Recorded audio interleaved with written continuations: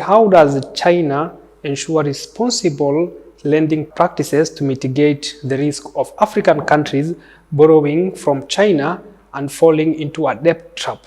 I think that is a very important question, because that is a question asked by many I would say, under the influence of a very vicious campaign against China. It's a propaganda campaign against China. It's all about the disinformation. Because just see, Somalia couldn't be a better example in this.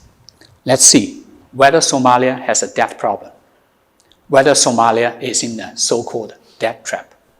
Yeah. If Somalia has any debt challenge, then you could see China has no part in it at all.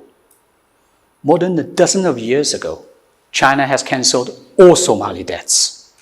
So now Somalia does not owe a penny to China. But Somalia is deep in a challenge of debt.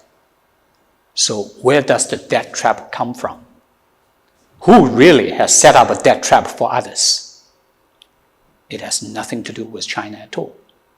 Indeed, we do lend to other developing countries, including many of your fellow African countries, like Kenya, like Zambia, like Djibouti, like Ethiopia. But you see, there is a difference between the Chinese debt and debts offered by others. I would say all debts probably have a purpose to serve. But the difference between Chinese debt and debt of others is that most of the Chinese debt is for revenue-generating projects, rather than projects that does not or generates very little revenues for the countries themselves.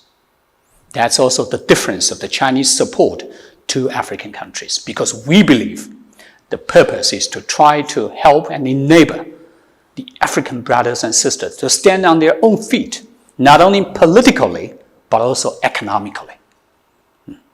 That's the difference, and that's what we do. Despite all the misinformation and disinformation about the so-called Chinese debt trap, you could see no African country is indeed in any trap concerning Chinese debt. You can see none of the Chinese projects have actually made those host countries in a trap that would ever affect adversely their sovereignty or independence. But debt offered by others sometimes probably do not work that perfectly well in all those regards.